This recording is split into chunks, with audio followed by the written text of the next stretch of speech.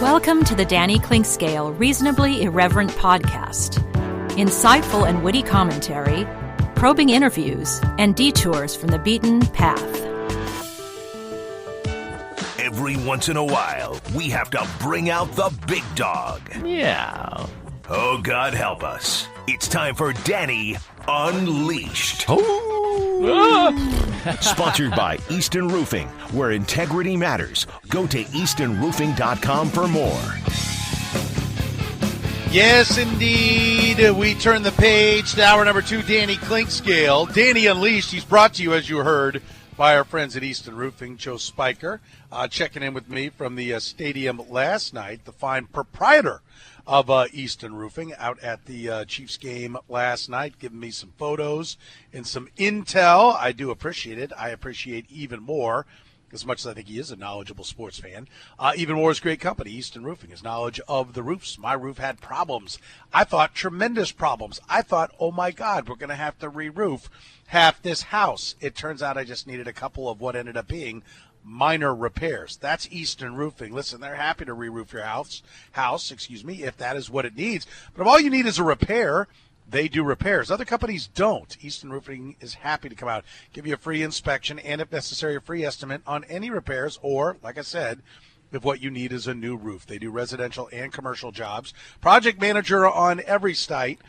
4 straight years, voted best of houses. Angie's List Super Service Award winner. You can check out their great reviews on Google. See for yourself. No payments ever collected until you're 100% satisfied. They do accept credit cards, and they will help you get financed as well. Financing is available with Easton Roofing, working all over the metro.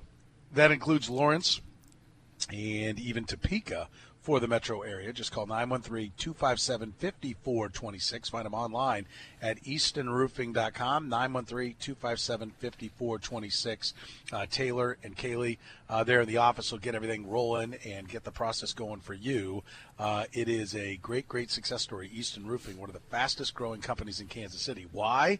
Happy customers. That's why. Danny Clinkscale joins us here in the program. Danny, my friend, how are you? Doing all right, Soren. You know, the Chiefs are off to a rollicking start. A few topics on the table. Royals decided to coincide with everybody starting to ignore them by playing better. Wait a minute. Now, give me that last line again. I said the Royals decided just when everybody had decided that it's time to ignore them because the football season is starting that they'd play a little better. Which will get my attention because I want the number 1 pick. I'm not really interested in winning games that don't matter, and I don't see it as any kind of great positive. Once you're out of it, like when there's nothing to play for, you can win games. It's the definition of wilting under pressure, isn't it? I agree with that, and I think also when you are, as a player, if you play well now, it won't have as much, it won't resonate with me as much. I guess it's better than, playing lousy, but no, when you've bottomed out, the games don't mean anything anymore. The other team probably loses a little intensity as well, although the Indians got to win games. But no, none of it's good. Playing well once you. The Royals have since in the years after they went 500, the 2 years subsequent to the World Series, they sort of made a habit of this, just being absolutely record-shatteringly awful, heading for like Mets country, 62 Mets country, and then playing a little better at the end so that the next spring training they can say, well, down the stretch we were starting to see some good signs from this guy and that guy, and we won some games and so on and so forth. It doesn't mean reverse it. Play well first, then stink. Yeah, because then you'll talk about the record as a collective and say, no, it's the whole season that counts, or we had injuries, or we had this, or we had that. No, I'm with you. And when you suck after having injuries, it means you have no depth in your organization. It means you have no one else to plug in. So, no, you are what your record says you are, and that's where the Royals sit right now. They did get a tremendous positive, though. I want to be negative. Let's touch on this first, and then we can dive into more Chief stuff. But Brady Singer, 7 2/3 of no-hit baseball means what to you? Well, I think there's nothing but good signs here. Now, the Indians have been susceptible to some very low-scoring games this year, although their offense has perked up of late. But I'm not going to take anything away from some guy throwing a no-no and looking good doing it. I guess the only way you don't look good doing it as when you walk 8 guys or something like that. But, he doesn't appear to be an overpowering pitcher, but that doesn't mean you can't have overpowering results. And he hadn't gone past 6 innings, and he hadn't allowed less than 3 runs. So I think this was a very good sign. Now, the way they handled the situation was borderline dreadful, but because you can't just look and Mike Matheny, there's certainly a touch of old school there, and he said after the game that he was going to let him pitch and get the no-hitter. Now, to Singer's credit, he was very efficient with his pitches, towards the end, which really helped out. But when a guy's thrown 102 pitches after 7 innings, even if he's great the last 2 innings, he's going to throw 130 plus to get a no-hitter. He was at one. He ended with 119. Yeah. And that's and he didn't get the last 4. Didn't get 3 more outs. Yeah. And they left him in after he gave up a hit. That I couldn't believe that. I could not believe that. That was unbelievable. When you come out, pat the kid on the backside and say, "Nice job, kid." Yeah, get the hell out of here. Hit the shower. Right, because what in the world could you get? What if he gave up a home run there? Worse yet, he struck out the guy on 3 pitches, which was great, and there's only 3 more pitches, so fine. But he could have got into a 13-pitch battle with the next batter. Yes. That was insanity. You'll get no argument here. So if you're looking for a fight, go somewhere else, because I'm not giving it to you. I agree, and I almost don't want to get into it because it deserves. They have a positive, and I don't want to come away from a positive crapping on them. Right. The positive is him. He pitched great. The adults in the room are the ones who we can criticize here. And listen, if you're old school and like, I remember when they throw 150 pitches, or how many times you get a chance, okay, and this just in the world's round, I don't have time to argue with you. Well, there have been more than one pitcher now, whether it's a coincidence or not, who's gone out there and done this and thrown the no-hitter, and his career has gone down the drain. Johan Santana threw the first no-hitter in Mets history. They had tens of millions of dollars still wrapped up in him. He was never the same again. It crushed his career. Now, he had already been having problems. I've had people say, well, he'd already had arm injuries before that. I'm like, okay, well, it definitely didn't get better after that. What was it, Matt Cain? Matt Cain had been a very productive pitcher for the Giants. They let him go to 138 to throw, I think, a perfect game. Yeah. Right? Wasn't it? I think it was, yeah. Came to the perfect game in 12, and he really wasn't. And there were a couple other things. He has not been anything. Nope. I don't even think is he even in the game right now? It just crushed him. He hasn't pitched since 2017. These guys are max effort guys. They are pitching as starters like relievers, throwing as hard as they can, as much break on every pitch as they can, trying to get the spin rate up as much as they can. They are putting more torque than ever on the arms.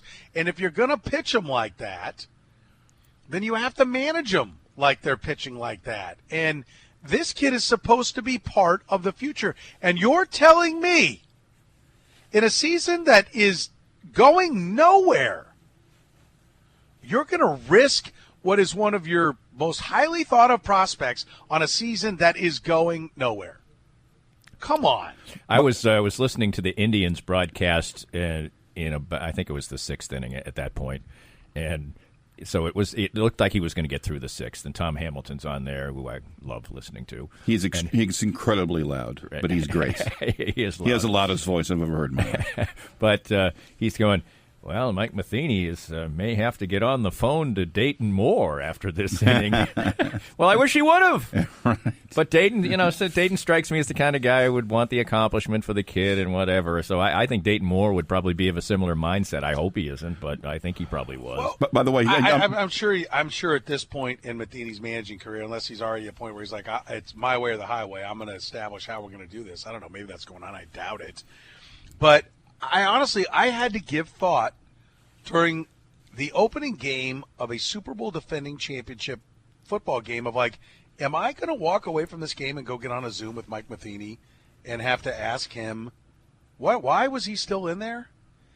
And I was like, and I said Mike Matheny's not going to get any grief from me. It's a shortened year. It's a weird year. He's trying to establish himself and what he's all about. And I was like, no, that didn't make it. I was planning on that for the whole year, but I didn't make it. This was wrong. This was flat out wrong. And I don't want to spend too much more time on it because I'm not going to debate it. There's mountains of evidence as to why it was wrong. But there's also the fact that, like, how many guys have they yanked at like 70 pitches before now? Right, including him. Yes. Mm-hmm.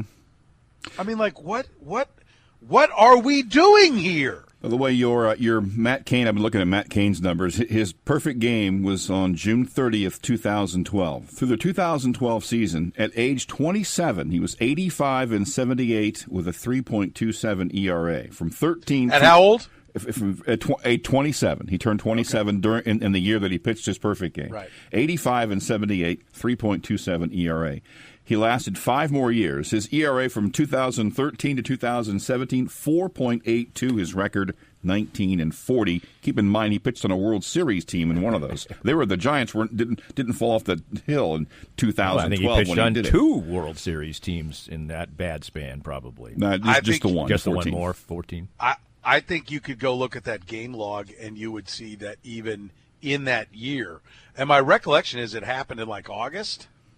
I think Maybe it was. I'm wrong. I think it was June 30th. Okay, I nailed it. June 30th, which is almost August. It's almost. It is almost weeks. August. It's you're a month away. Let me look at his game logs there. But there's just a couple of other things that are rattling around. But my recollection is even in that year, Curtis, you could break that year in 2 before June 30th and after. Yeah. And I think he was never the same the rest of that year. Yeah, it looks like it. 2.5. He ticked up a little bit. Went from 2.53 to 2.79. So not too terribly bad. Well, but if he did that over the course of just August or July, August, September, so it's exactly half the year. So then that means he pitched. ERA was probably a run higher. 3.07. So it was half a run higher the rest of the year. And then the next year, he immediately fell off the truck. Yeah. At age 28. You can't go around pulling pitchers out of games after 102, 104 on a routine basis, even in a other type of season. And as we've said, we've had this year, because of different circumstances, people coming out after 70, 75 pitches, and then just say it's okay just because a milestone is being either it's right or it's wrong. If you want to just say, hey, it's hogwash, I'm going to take it by the individual case, but it shouldn't have anything to do with a no-hitter. That's the point. You're not even having to walk through that door first, okay? You've got managers that have pulled guys with active no-hitters. Right. It's been done. You're not doing something that's never been done before. I think it's been done this year. It's been done but someone for the Royals had that done. Was it Kevin Appier? But, I mean, I think somebody this year got pulled with a no-hitter. Yeah. No, I thought some Royal pitcher had a no-hitter and got early on and got pulled in like the 6th inning of a no-hitter because the pitch count was up. That was just the back of my head. Anyway, it's not. Well, Kurt, are you listening? Kurt? Calling Kurt? It might have been Ape on like opening day or something or early on. Ape, I think, threw a one-hitter. Is that what it was? In his first start of the year. That could be. As I recall, because I actually even remember where I was as a kid. I was at a horse show. But to your point, it's been done, 20 times at least now in recent years. Yes. I mean, it's definitely a recent trend, but probably a third to a quarter of the no-hitters that have been thrown in the last – a quarter of the no-hitters have been thrown in the last 10 or 12 years have been combined no-hitters, or maybe 20%. Yeah. It's not a rarity anymore. No, it's not. So, all right. But listen, that's all I got. It's still a tremendous positive. Oh, all I said was the guy gets the hit. I'm like, good. Yes, that's what I said too. I said good out loud because he still had to get through the 9th. And then it wasn't like he was close, but how many no-hitters get broken up in the 9th? A bunch. Yeah. So I was like, good. Oh, and then I flipped over to the Chiefs, and then I flipped back, and I'm like, he's out there? I mean, I didn't stay with it right there. I figured, oh, good, here he comes. He pat the young man on the butt, and off we go.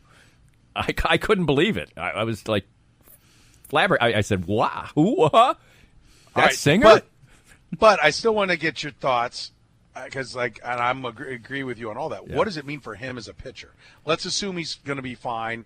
I think at this age, I'm hoping he's going to be fine. I always said no one would ever throw 120th pitch. He didn't. I would really be losing my snot if if he had thrown pitch number 120.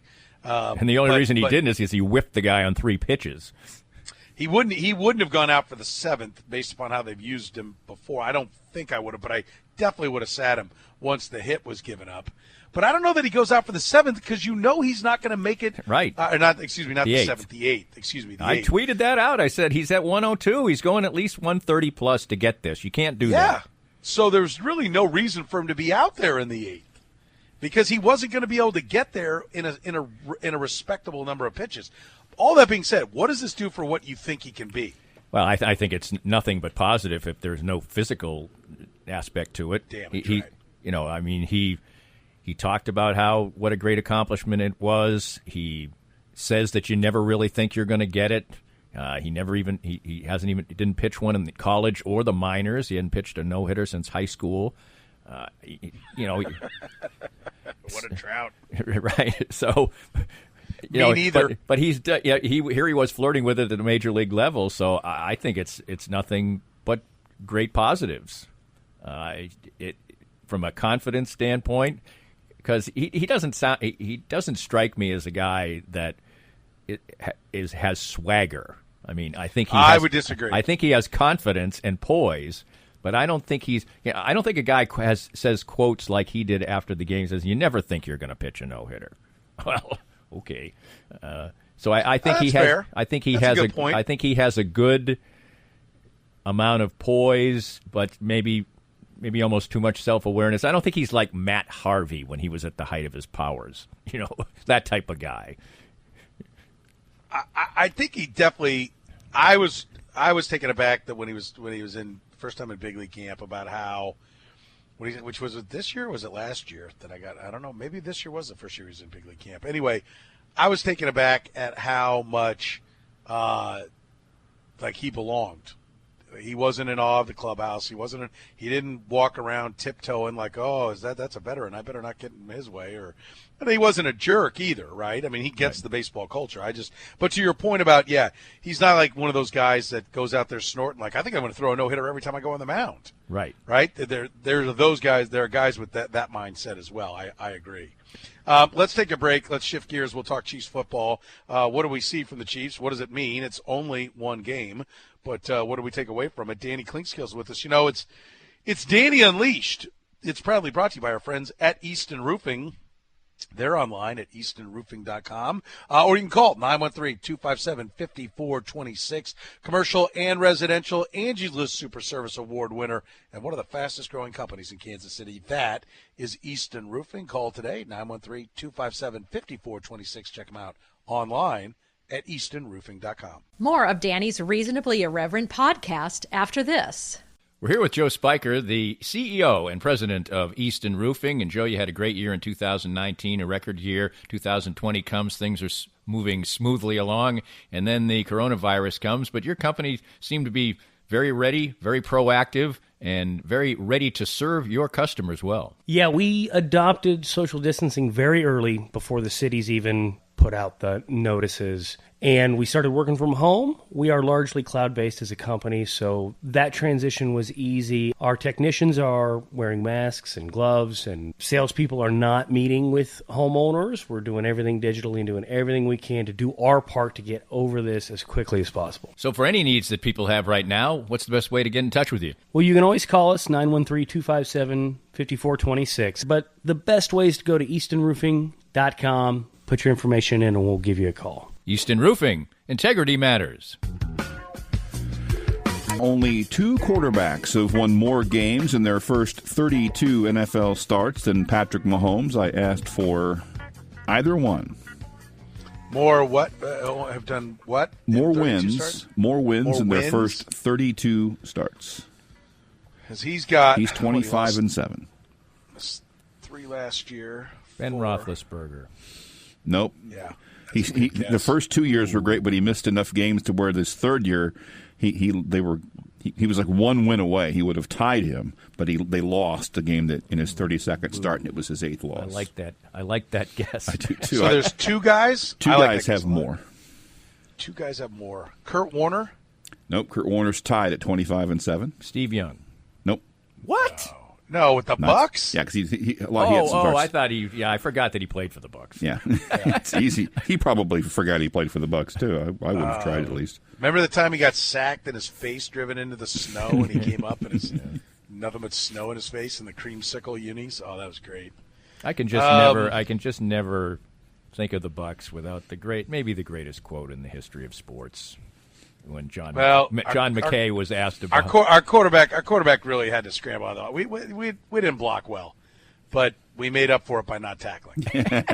But my favorite is, so what did you think of your offense's execution today? I'm in favor of it. Couldn't have been a better coach to handle that season than John McKay. So awesome. So especially for a guy who hardly ever lost any games, but before he became a pro coach, that would be torture. Otto Graham. Otto Graham is one of them, 27-5. Oh, nice Nails. work, nice work. Oh boy, somebody who takes over a good team. I'll take one more guess. I really like this question. This guy started for one team, had 2, I think, or 3 starts kind of spaced out over a few years, winning all of them. He changed teams, and that team immediately was a dominant force. And is he a really good quarterback? Let's see. Career touchdown passes. Well, he's kind of He's 5-time Pro Bowler, 2-time All Pro. 66 and 16 is a career. Give me the TD. Give me the TD to INT. 164 to 138. Twice led the league in touchdown passes. Once led the league. We're like in the John Brody, Roman Gabriel, some that area. Yeah. 63 to 74. Oh, Roger Staubach. Close. He said started, got a couple of starts on one team, and then went to another.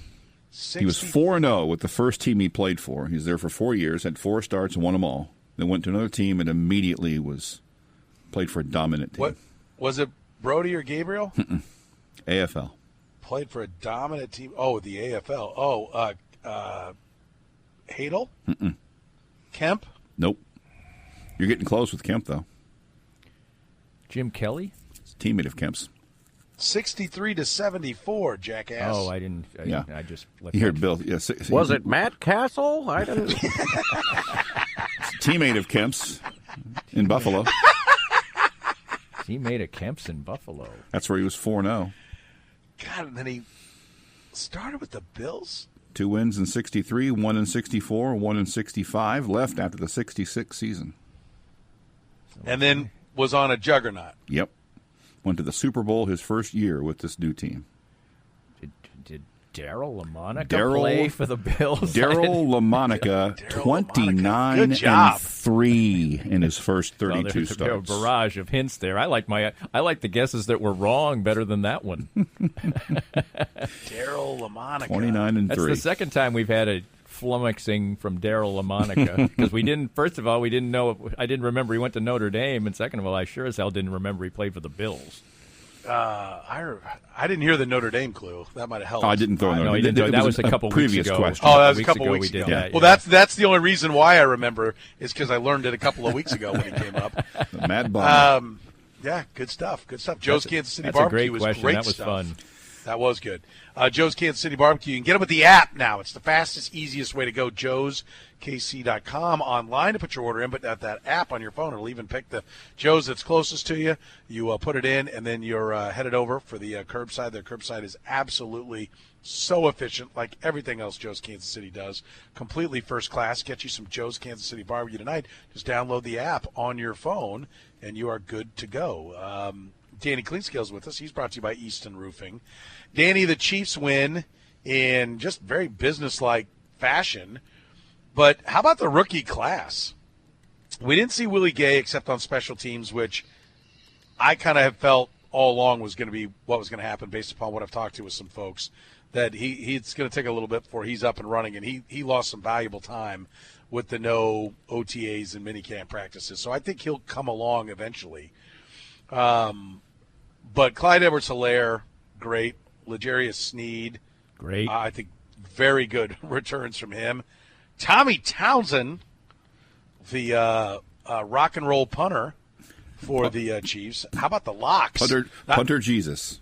Not having been to training camp, number one, I find out that Osemele is going to play left guard, and Andrew Wiley's going to move to right guard. Had somebody written about that? I apologize to any of the beat guys that had. I had not seen that. I was like, whoa, okay.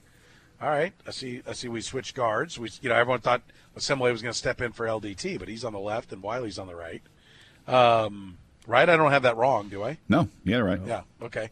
No one was concurring, and I'm like, uh-oh, did I screw something up? And then I didn't know that Townsend had the flowing mane. I did know that. Oh, did you? I didn't. Yeah. That was news to me. But he had a great punt. Hit it at the 5, went straight up in the air and died. I mean, he handled all the holding duties well. I'm happy for Dustin Colquitt. He gets a chance to go play for his dad's team, the Steelers, and get a fat check and continue to play and build to what is one of the great punting careers of all time. The Chiefs made a decision to go cheaper, and they look like they got a kid who's a stud.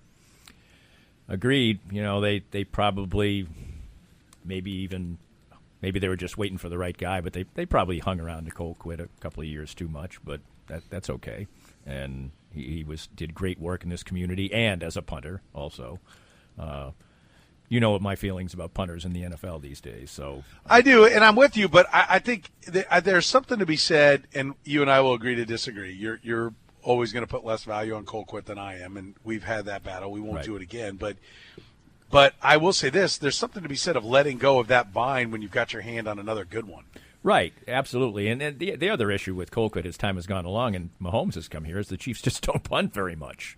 Mm-hmm. So, that makes the punter even that much less valuable. So, it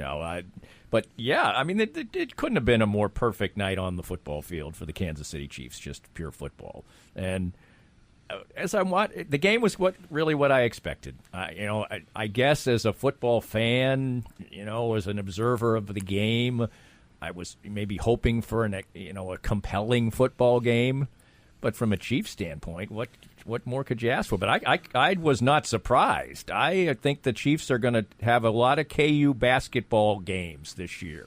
I was stunned to see him score that many points in a row against Houston. That's unheard of. Dorian O'Daniel, Ben Neiman playing well at linebacker. Dorian O'Daniel made an impact. While you're waiting on Willie Gay to, get up to speed, for lack of a better term, then I'm pleased with that. There's a million things to be pleased about. The Chiefs played a different way, and they were good at it. They didn't mind that they had the longest play they had and the passing game was 19 yards, and Mahomes didn't throw the ball that much, and 200 and what do you have? 11 yards, was that right? 211. And their defense looked great. Gave up a couple scores when it didn't matter. If they play like that, they really do have a chance to win them all. They do, because in this particular season, first of all, going on the road is not going to be. They at least have somewhat of a little bit of a home advantage. Some teams are going to have none, except for the fact that they're near their home, and they're going to go out on the road like this week, no fans. So that, road games usually provide more of a, the defense gets fired up. That's not going to be the case. Nobody's going to be screaming for the D to shut down the Chiefs. I said they're going to roll out a lot of games that are going to look like a game down at Allen Fieldhouse that you just go, hey, there it comes, yeah. Broadway showtime. The first half was, to me, very indicative of that. They had a touchdown taken off the board. Their big game-breaking wide receiver had one catch for 7 yards, and Houston had done about everything they possibly could do, and the Chiefs had 210 points or 210 yards and 19 first downs, and had a 10-point lead. And I think the Texans probably until the end of the half, when they screwed the pooch, if they'd gotten the field goal and not given it up, that would have been thrilled with that first half. Yeah, thrilled. If they could have gotten out of that first half, if the field goal goes through and it's 14-10. Right. But let's give some credit to Dave Tobe's special teams on that. One, Townsend punting well and holding well. That's a testament to Dave Tobe's ability to develop those guys. But also, he missed that kick because there was a jailbreak coming up the middle of 6-7 guys. Mm-hmm. And their coverage units were great last night, too. They didn't get one big play on a kickoff, and they kicked off a lot. Now, I will say that I think the Texans actually, their game plan, everything else was pretty damn good.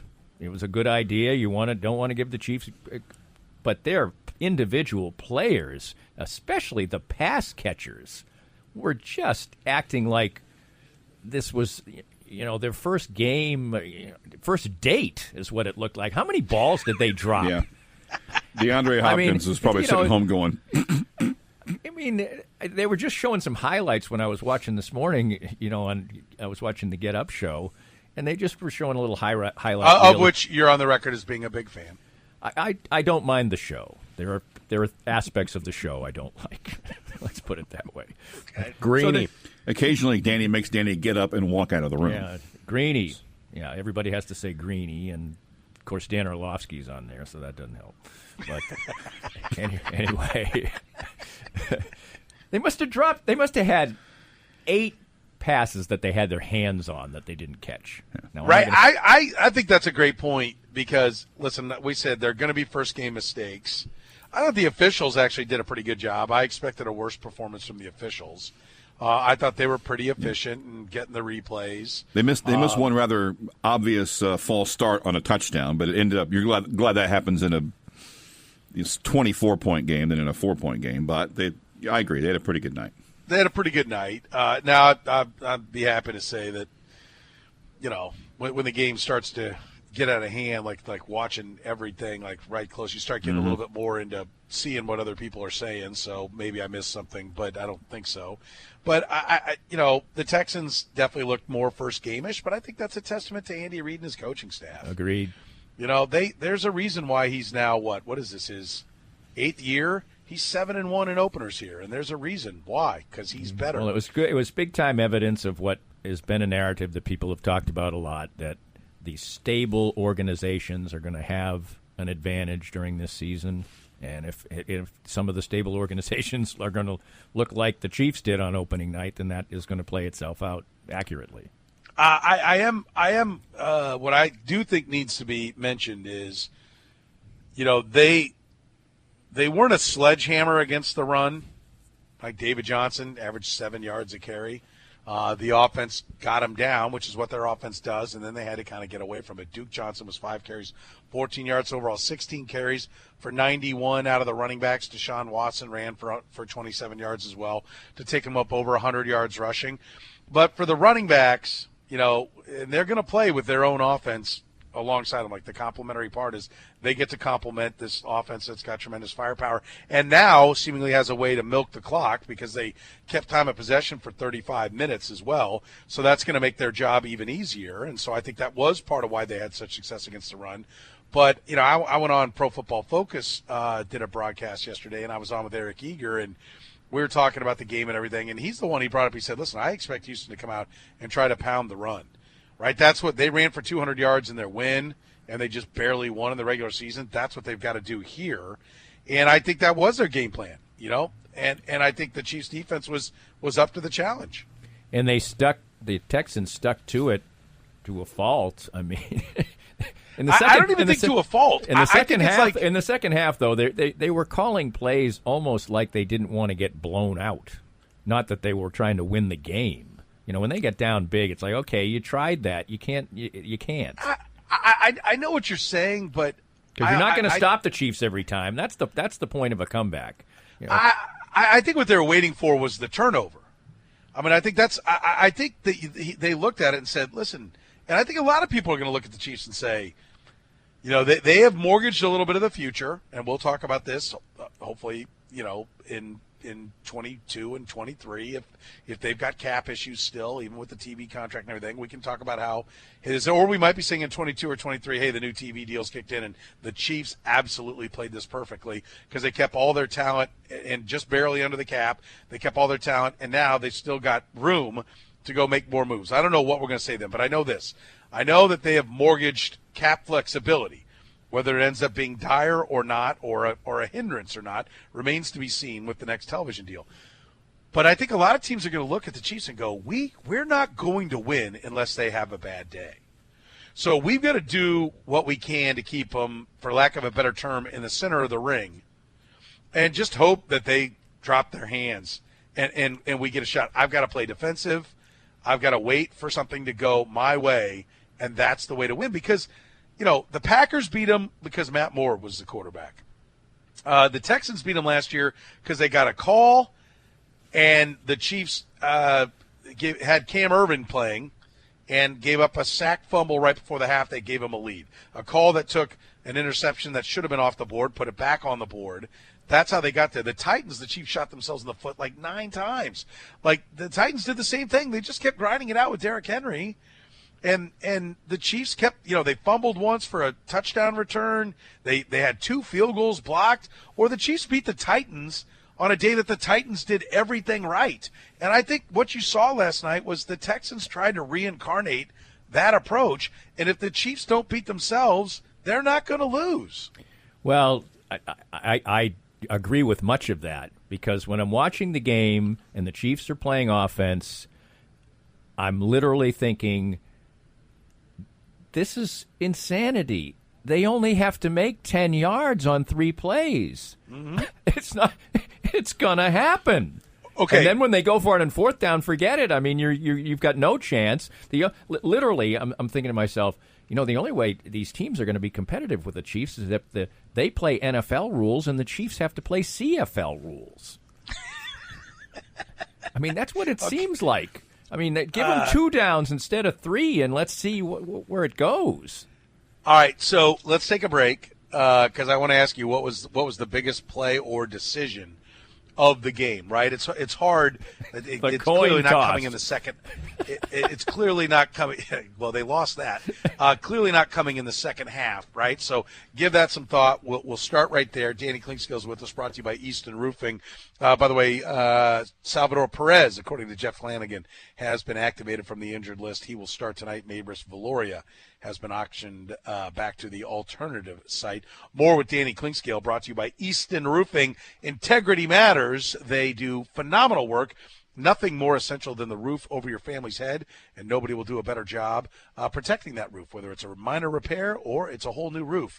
Call Joe Spiker and his great team at 913-257-5426. Check them out online at Easton Roofing. More of Danny's Reasonably Irreverent podcast after this. We're here with Joe Spiker, the CEO and president of Easton Roofing. What's the difference at this time of year as we head toward the warmer months for homeowners, and what should they be looking at, coronavirus or not? If you didn't do a good job of home maintenance in the fall, cleaning your gutters out, when we get the spring rains, that can be a real problem. So you want to make sure that you've done a good job on your home maintenance, cleaning your gutters out. We can help with that. I always tell people they never get their roof inspected. They get their furnace inspected once a year, but they never get their roof inspected. And we do the inspection on your roof for free. So you call, you make an appointment, and we'll show up, do the inspection. It's free. You should have your roof looked at once a year. Take advantage of us. And most likely you're fine. And if there's a problem, hopefully we can get out in front of it and save you money in the end. So for any needs that people have right now, what's the best way to get in touch with you? Well, you can always call us, 913-257-5426. But the best way is to go to eastonroofing.com, put your information in, and we'll give you a call. Easton Roofing.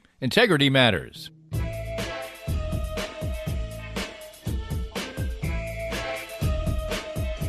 You're listening to the program on Sports Radio 810 WHB. Danny Unleashed, brought to you by Easton Roofing. You can take advantage of one of the best companies around when it comes to getting your roof fixed. The absolute best, one of the fastest growing companies in Kansas City, Easton Roofing. Why? Satisfied customers. Check out those Google results. You will see just how happy customers are with Easton Roofing. No payment collected until you're 100% satisfied. I know, Danny knows, because Easton Roofing has repaired our home's roofs. Indeed. Go to eastonroofing.com or call 913-257-5426. Danny, what was the most important? This is speaking, what jogged my memory on this was your point about the Chiefs needing to play CFL football. What was the most important play of the game? Well, I almost think the Texans were kind of beaten before they walked on the field, but I'm fine with that. That being said, they were up 7-0, so at some point. But that's going to lead to my most important play, and it comes early, Okay. and it's when the Chiefs went for it on 4th and 1 at their own 34-yard line. Bravo! And if they don't get it, the Texans at least get a field goal. They're up 10-0. They've got a little bit of confidence, but still they know what happened the last time. So I don't know if there is a most significant play, but if I'm going to pick one. No. Listen, the Chiefs were the dominant team. They came out. They handled business. It was a very business-like performance from them. I get that. But if you're to say, okay, where was the most important point? That was it. To me, that was it. That was it. It's where they went for it on 4th down. Anthony Sherman, left guard, at the KC 36 for 2 yards. All right, or to the 36. He was at the 34. That was the point that they said, okay, we can stop you if we don't get this, but we're extraordinarily confident that we're going to get it. Now, I will say this. I think that the Chiefs won this game this way, playing possum somewhat. I think they showed a few things that were kind of fun and fancy, because I think Andy Reid wants everybody to have fun out there every time they play. The center screen to Travis Kelce after Mahomes looked right to Tyreek Hill after he'd come in motion right to left and then spun around and went to the right. He looked over there. Then he looked left. I think it was Clyde Edwards-Helaire. It leaked out to the left. He looked to the left, and then he ends up throwing a dart to Travis Kelce for a center screen. And that went for a nice, 15, 20-yard gain. That was a fun play, cool design and all that. But their run plays were very basic. And, there were times that Clyde Edwards-Helaire was stuffed. And it's because I think they didn't really do anything that dynamic in the run game, yet they still ran the ball effectively. I don't love slamming Anthony Sherman off left guard. I've seen them go for it on 3rd and 1 and 4th and 1 with that play and have it shoved right down their throat. So I'm not enamored with that play or the Darrell Williams, left end for 1 yard that he ran on 3rd and 2. Those were two extraordinarily pedestrian plays to go for it, and I would like to believe that he would come up with something else in those situations, but I don't think he would, because that's what he does in those situations. They're a finesse football team that all of a sudden he goes, well, we'll just man up and football, if you can't get a yard, you don't deserve to win, kind of play calls. But the fact that he went for it on 4th and 1 in his own 34, if he will do that more, then we can talk about an undefeated season. Well, and I think the more he, makes it, now maybe he needs to miss it a couple times with those calls, so he, with a quarterback like Patrick Mahomes and variety of attacks and things that Mahomes can do, like the touchdown to Sammy Watkins, which is a virtual running play, which was pointed out by Bart Jones on the show we referenced earlier, who actually does a good job. He said they actually text messaged this is going to be a play because there was a fullback out there. Right. So, they've got all these plays. The other thing was they didn't throw the ball once to Edwards-Helaire. So, I think he was targeted twice. He didn't catch it. Didn't catch a ball. So, so they left that kind of in the quiver. And I think their play calling also resembled a coach who wasn't trying to embarrass Old State U on the other side. Was he not trying to embarrass him? Or if they get off to a good start against the Chargers, are we going to see a similar type of game, and they're waiting to unleash at Baltimore versus the Pats? Maybe there's something to that. I'm never a fan of that, to be honest, because I think Andy Reid is clever enough to come up with more. I think that's why they kept running Clyde there. It's like, let's just get him in. And then they got the 3rd down. Crap. Now we have to actually dial something up here because we did just run it in from through the tackles. I would disagree. I think Andy may be evolving in the sense that he's burnt a lot of great plays in an effort to get his team into the postseason. And then there's nothing new to go to then. And to me, he had new stuff in the Super Bowl. And I think he'll have I think this is what we're doing. Anyway, Danny, great stuff, buddy. Have a great weekend. We'll talk to you soon. Sounds good. This podcast was made possible by our great sponsors like Easton Roofing, the presenting sponsor of Kansas City Profiles at the Danny Klink Scale Reasonably Irreverent podcast. Easton Roofing, where integrity matters. We hope you enjoyed the latest Danny Clinkscale Reasonably Irreverent podcast. Come back soon for something fresh and new.